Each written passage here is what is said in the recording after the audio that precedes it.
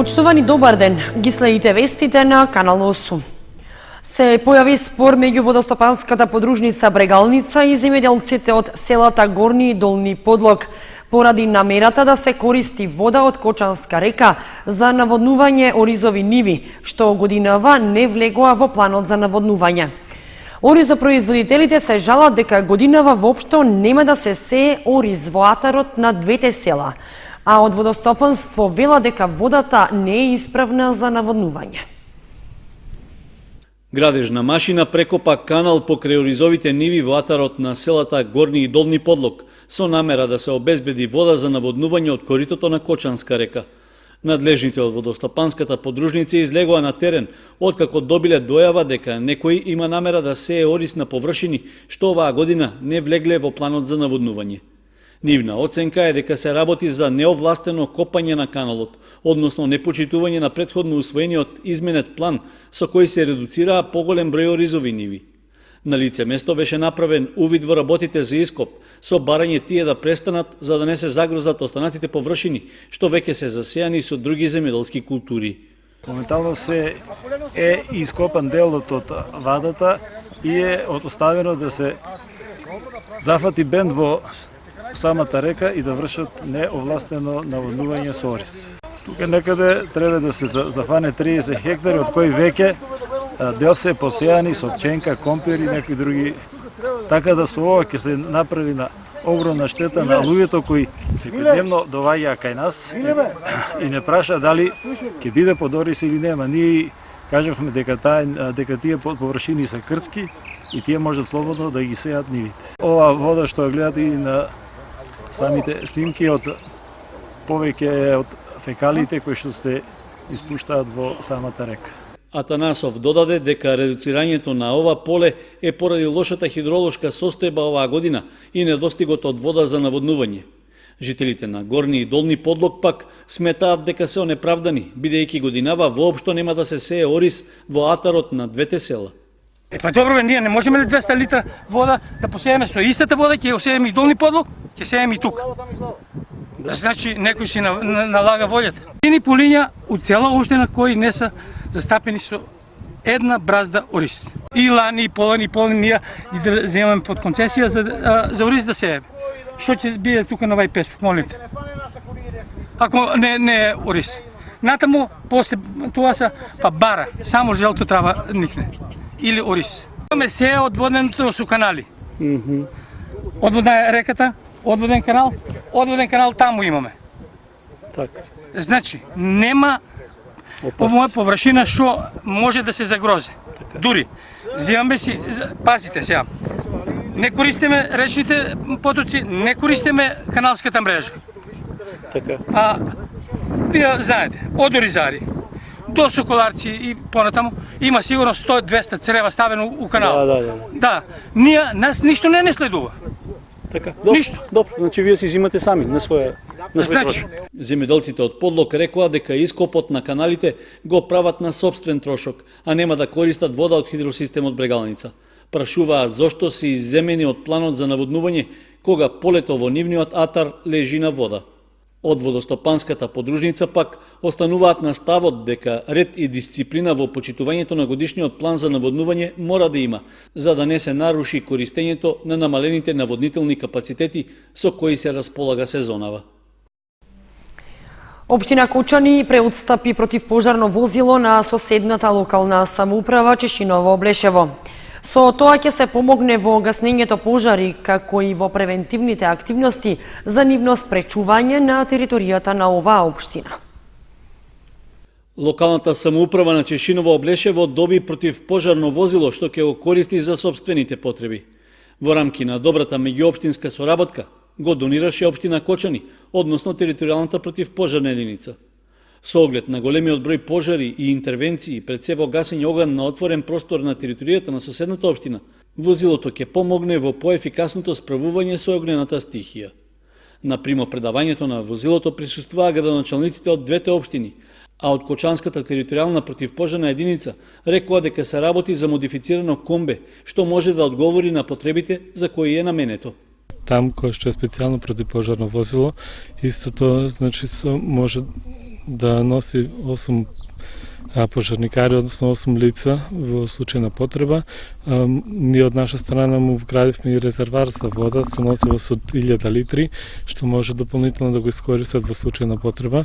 Може би ова возило ќе послужи на територијата на Чешиново Облешево, односно на комуналното предпријатие, затоа што и самата локална самоуправа треба да ги формира оние единици за заштита и спасување, па првенствено тие да реагираат, па потоа доколку има поголема потреба или интервенција, да се вклучиме ние како противпожарна единица. Градоначалникот на Чешиново Облешево Костадин Личков рече дека за почеток противпожарното возило ќе му биде ставено на располагање на општинското комунално предпријатие. Нашата општина е општина која нема противпожарна единица. Ние сме во размислување да направиме таква противпожарна единица. Сега сме вклучително со самото комунално предпријатие. Овој возило ќе не биде од голема намена, со тоа што и самото комунално предпријатие ќе има потреба да излегува на терен со него и за сите можни потреби на граѓаните на општината Чешиново Облешево. Преотстапувањето на противпожарното возило е без финансиски надомест, зашто Советот на општина Кочани донесе едногласна одлука на седницата одржана на 26 април годинава. Од територијалната противпожарна единица пак посакаа возилото што помалку да се користи за намената за која е произведено, односно да има што помал број интервенции за гасење пожари, пред се поради палење стрништа и сува трева, а зашто минатата есен и пролетва кочанските пожарникари имаат 20 интервенции само на територијата на Чешиново Облешево. Станарите на монополските згради во Кочани веќе 2 месеца се вознемирени од некаков вид мушички кои од ден на ден ги има во се поголем број и им сметаат во нормалното живење и функционирање. Станарите се сомневаат дека мушичките доаѓаат од фабриката за печорки шампиньони што се наоѓа во нивна близина. По направениот инспекцијски увид од страна на инспекторите за животна средина во општина Кочани, констатирано е дека мушичките не се од печурките. Проблемот засега останува нерешен. Повеќе од 2 месеци станарите кои што живеат во монополските згради во Кочани се соочуваат со многу сериозен и наметлив проблем. Голем број мушички веќе сериозно ја нарушуваат нивната животна средина и ги вознемируваат во сопствените домови. Ги има во голем број и влегуваат во јадење, за време на спиење, им го нарушуваат мирот на овие луѓе. Станарите решија по 2 месеци вознемирување конечно да соберат потписи со цел преземање нешто во врска со оваа појава. Конкретно, тоа е друштво за ограничена одговорност шампиньони. Што е проблемот кај нив? Бидејќи неле они произведуваат печорки. Сега порано имаше еден вид на мушички, тие беа бели. Ги имаше, али инцидентно да речеме. Обично, кои ги чистија заразените комори, тогаш они се појавува во нашите домови, но беа незамарливи и така што никако не сме били во состојба да реагираме. А сега, скоро 2 месеца време, се појавија едни црни, нов вид на мушички, нон-стоп ги има, па да речем 100, може и повеќе. За нив имам сознание дека живеат повеќе од комарците. Ако комарците живеат 24 сата, тие живеат 3 дена и една мушичка носи по 50 јајца. Значи, можеме да направиме математика дека од 100 мушички автоматски излегуваат 5000 мушички. Значи, тие брзо се репродуцираат со и tekako голема брзина. Не само што ги има, да речеме, по зависи и на сите места, тие ги има на храна, се дават во пијалаци, па во последно време почнаа да навлегуваат и во уста, во нос, во уши, навечери зујат, исто како комарци. Станарите се пожалиле кај одговорните во фабриката, но откако, како што велат, не наишле на разбирање од нив, се пожалиле и кај одговорните инспектори за животна средина во општина Кочани, докаде што пратиле писмено барање со цел да се изврши инспекцијски увид во шампиньони, за што чекаат писмен одговор. Во меѓувреме, собра петиција од останатите станари со цел да се најде поефикасен начин на уништување на овој вид мушички. Канал 8 разговараше со инспекторката по животна средина во општина Кочани Виолета Ѓорѓиевска, која што рече дека по направениот инспекцијски увид во шампињони констатирано е дека мушичките не се од таму, бидејќи во шампињони хигиената била безпрекорна и согласно законот и системите за храна, така што констатацијата е дека таквиот вид на мушички на кои што се жалат станарите не се од печурките. Ѓорѓиевска вели дека мушичките во текот на пролета ги има насекаде во целиот град, но поголем број се во близина на монополските згради со оглед на нивната местоположба, односно непосредно до реката, каналетките за наводнување, оризиштата, бавчите, како и шумата и високите дрвја во близина на зградата. Одговорните во општината рекоа дека остануваат и понатаму да ја следат состојбата и ќе реагираат соодветно ако има потреба.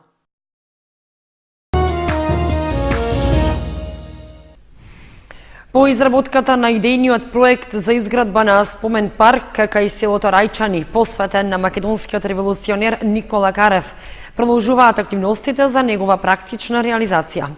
Центарот за развој на Источниот регион ја објави тендерската постапка за избор на изведувач на градежните работи, што се предвидува да чинат околу 80.000 евра.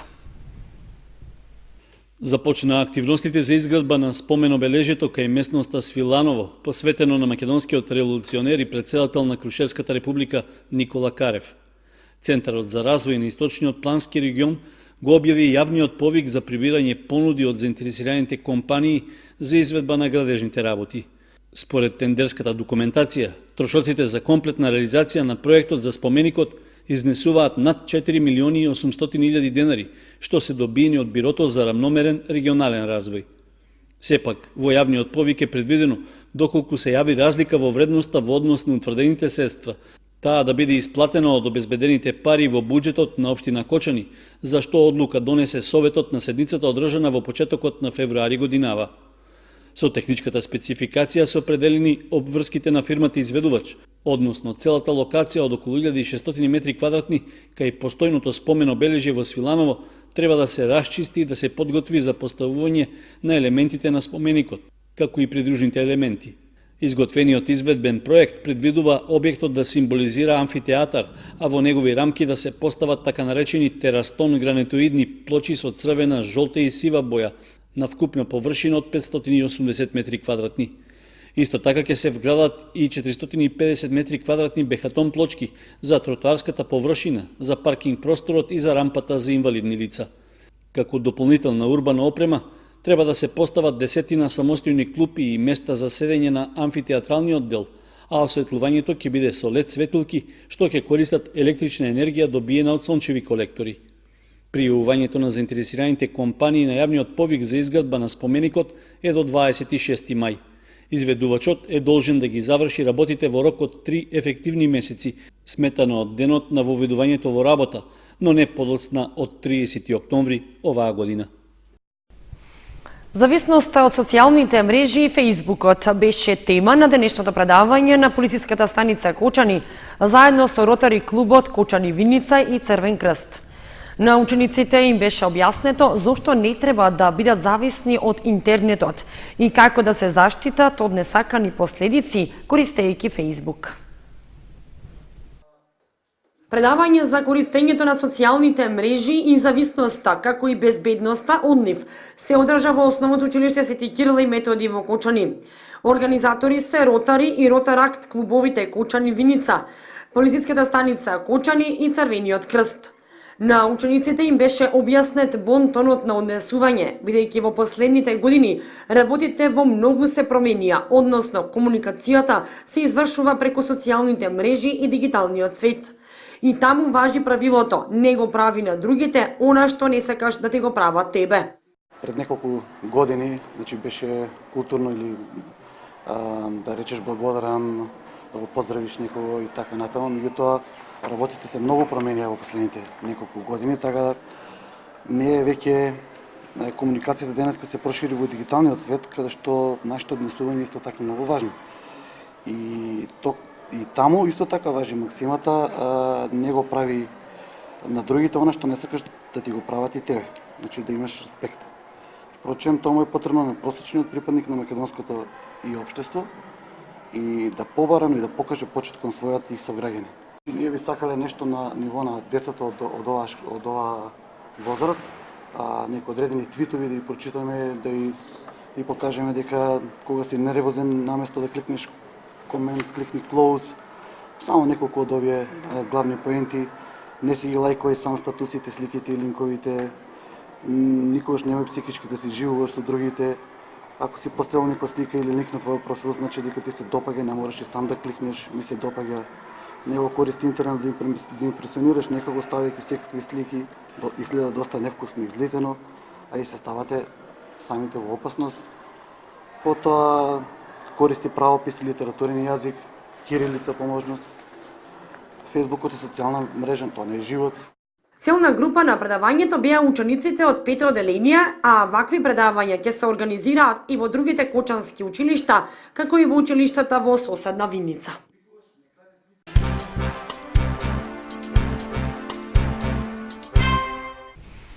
Со песни, ора и обичаи и годинава се одржа традиционалниот Ѓурѓовденски фолклорен фестивал во Оризари. Годинава учество зема фолклорни ансамбли од Србија и Македонија. Дефиле низ оризарските улици, концерт на фолклорни ансамбли од Србија и Македонија и традиционални ѓурѓовденски обичаи, биење млеко, подготовка на масло и ѓурѓовденски зелници. Вака беше одбележан фестивалот на традиционални ора и песни ѓурѓовденски обичаи 2017, кој што секоја година се одржува во чест на православниот празник Ѓурѓовден. И годинава низ повеќе автентични игри поврзани со празникот Ѓурѓовден. Организаторите ја доближија традицијата, фолклорот, обичаите, песните и ората, кои со векови наназад ги негувале нашите предци во населените места во Осојговијата, а подоцна со доселувањето и во населбата Оризари. На четвртиот поред меѓународен фолклорен фестивал учествуваа фолклорни групи и друштва од Радовиш, Босилово, Кратово, Делчево, Ранковци и Кочани. А како гости настапија и членовите на фолклорниот ансамбл Медвеџа од село Медвеџа, општина Трстеник, Република Србија. Членовите на фолклорниот ансамбл од Оризари изведоа повеќе игри на трева, а пред присутните беа презентирани обичаите, биење на млеко, правење масло, сукање зелници и правење други народни специјалитети кои се подзаборавени во денешно време. На дефилето и обичаите му претходеше целовечерен концерт кој што се одржа во салата на Домот на културата во Оризари, на кој настапија фолклорните групи од Србија и домакинот фолклорниот ансамбл Љупчо Сантов. Фестивалот заврши со песна и заедничко дружење и дегустација на традиционалните јадења. Организатор на Ѓурѓовденскиот фестивал четврта година поред е фолклорниот ансамбл Љупчо Сантов од Оризари, со подршка од локалната самоуправа на Кучани и Министерството за култура. Инаку, за време на викендов на Дабот во село Бели се одржа и собирот Мактеон, кој што организаторот Симеон Иванов Канго го организираше по 22 пат. И годинава присуствуваа голем број гости од земјава и странство и настапија разни друштва и организации. Се одржаа спортските надпревари на фалангата со фрлање копја, камен, скокање и други дисциплини, аудиовизуелна илустрација составена од сплет на народни ора, песни и игри. Хуманитарна акција за помош на Методи Митев ќе биде организирана утре во 11 часот во градскиот парк во Кочани. Освен акцијата во градскиот парк, пак во 12 часот ќе биде одбележан и Денот на Европа 9 мај. Група млади хумани лица од Кочани заедно со хуманите жени од општината и пошироко утре со почеток од 11 часот организираат хуманитарна акција сукање зелници за помош на Методи Митев. На Митев му се потребни средства за операцијата во Кина, која што му е единствена надеж повторно да застане на нозе.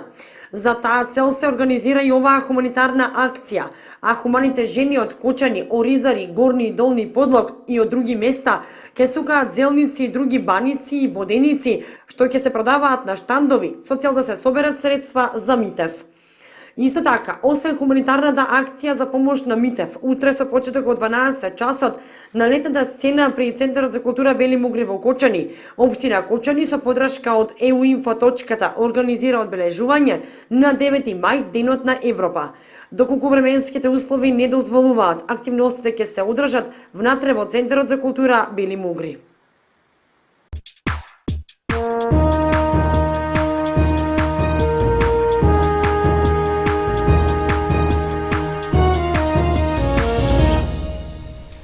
Следува информацијата од спортот. Викендов се одигра редовното 27 коло од првенството во третата фудбалска лига Исток, во кое Осогово победи на гостувањето во Винница. Екипата на женскиот фудбалски клуб Кочани пак е поразена во Струмица од прволигашот Тиверија. По паузата од 2 кола поради распоредот во пролетниот дел од сезоната, фудбалерите на Осогово викендов ги продолжија надпреварите во првенството на третата лига Исток. Во рамки на 27-то коло, тие гостуваа во соседна Виница, каде со резултат 5:0 ја победија Слога 1934, со што ја продолжуваат започнатата низа од 10 победи во исто толку надпревари во пролетниот дел. Жолто-сините дошле во водство во 19-та минута со погодокот на Аксентиев и со таква предност заминале на пауза. Во вториот дел од надпреварот Аксентиев постигнал уште 2 гола во 65-та и во 83-та минута. Стрелец на преостанатите 2 погодока е Тасески, кој во 74-та и во 90-та минута ја потврдил одличната игра на гостите од Кочани. Со тоа Осогово прокнижи нови 3 бода и со досега освоените 57 останува на третата позиција пред Каменица Саса. Токму каменичани ќе гостуваат на Никола Мантов во следното коло, пошто и дефинитивно ќе биде познато кои 3 екипи ќе останат на врвот на табелата, па од наредната сезона и ќе се надпреваруваат во реформираната втора лига. Во првенството на првата фудбалска лига за жени пак, викендов се одигра 15-тото коло во кое екипата на женскиот фудбалски клуб Кочани загуби на гостувањето во Струмица против Тиверија. Иако се очекуваше нашите фудбалерки без поголеми проблеми да се справат со струмичанки и да ги освојат бодовите, сепак домакинките не дозволија изненадувања, па на крајот славеа победа од 4:1. Потврда за заслужено освоените 3 бода е што првиот гол за домашните го постигнала Димовска уште во 8-та минута, иако прволигашот од Кочани изедначил на 1:1 во 15-та минута со голот на Георгиева. Добрата игра Тиверија ја продолжила и во второто полувреме, па со головите на Николовска во 53-та и 76-та минута, гостинките останале без надеж дека можат да извлечат поволен резултат. Дополнително што пред самиот крај, во 89-та минута, со погодокот на Ивановска, домашните го завршиле надпреварот со 4 постигнати гола. Со тоа ЖФК Кочани останува на освоените 16 бода, со кои ја дели 5-тата позиција со Борец.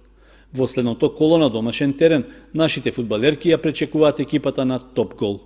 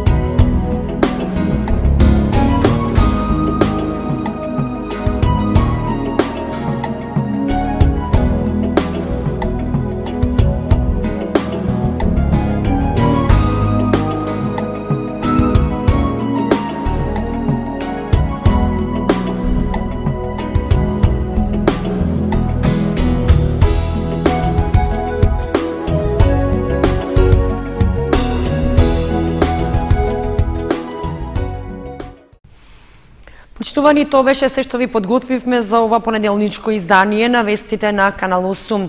Ви посекуваме пријатна вечер. Довидување.